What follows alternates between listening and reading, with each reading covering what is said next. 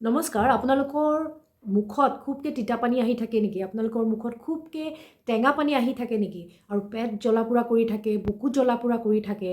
আপোনালোকে ঔষধ খালে ভাল পায়, কিন্তু ঔষধটো যেতিয়াই বন্ধ কৰি দিয়ে, তাৰ কেইদিনমানৰ পিছত আকৌ এই সমস্যাটোৱে দেখা দিয়ে। এই সমস্যাটোত যদি ভুগি আছে, তেনেহ'লে আপোনালোকে কেইটামান খাদ্য আপোনালোকৰ খাদ্যৰ তালিকাৰ পৰা সদায় কাৰণে, চিৰদিনৰ কাৰণে বাদ দিব লাগিব, বন্ধ কৰি দিব লাগিব। তাৰ ভিতৰত প্ৰথমটো হৈছে গাখীৰ, আৰু গাখীৰৰ পৰা বনোৱা যিকোনো খাদ্য, পনীৰ হওক, মিঠাই হওক বা গাখীৰ দি খোৱা যিকোনো খাদ্য, আমাৰ জলপানসমূহ হ'ল সম্পূৰ্ণভাৱে আপোনালোকে বন্ধ কৰি দিব।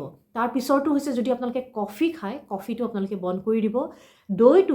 দৈটো যিহেতু আমাৰ খাদ্যনলীৰ বাবে খুবেই ভাল, কিন্তু দৈটো আপোনালোকে এমাহ দুমাহৰ কাৰণে সম্পূৰ্ণভাৱে বন্ধ কৰি দিব। দৈটোৰ পিছত ক্ৰমান্বয়ে আপোনালোকে খাব পাৰিব, কিন্তু গাখীৰটো আপোনালোকে বন্ধ কৰি দিব।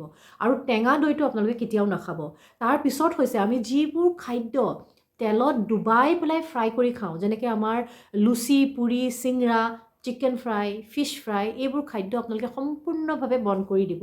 এই খাদ্যবোৰ যিমানেই আমি খাই থাকোঁ, আমাৰ খাদ্যনলীডাল বা আমাৰ ষ্টমাকত, পেটত ইনফ্লেমেশ্যন হৈ থাকে, ইৰিটেশ্যন হৈ থাকে। তাৰপিছত আপোনালোকে কি খাব?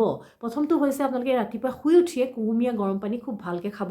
ৰাতি খাদ্য খোৱাৰ পিছত 40 মিনিটৰ পিছত আপোনালোকে এগিলাচ কুহুমীয়া পানী খাই থাকিব। আৰু দিনটোত আপোনালোকে যেতিয়াই সময় পায়, যদি সুবিধা হয়, কুহুমীয়া গৰম পানী খাই থাকিব।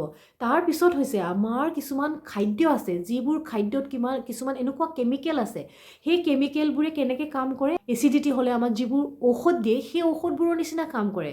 তাৰ ভিতৰত হৈছে আমাৰ ব্ৰকলি আৰু বন্ধাকবি।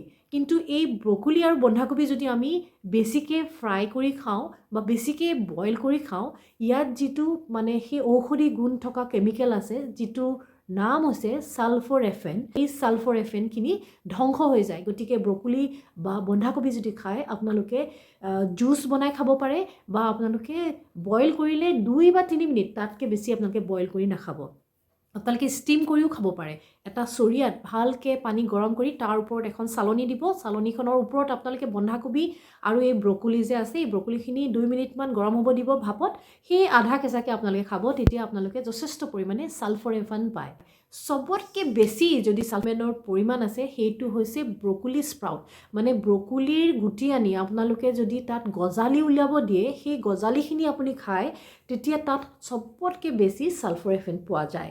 আমাৰ পেটত কিছুমান এনেকুৱা বেক্টেৰিয়া পোৱা যায়, এই বেক্টেৰিয়াবোৰ এনেই হাৰ্মফুল নহয়, এনেই আমাৰ কাৰণে উপকাৰীয়ে।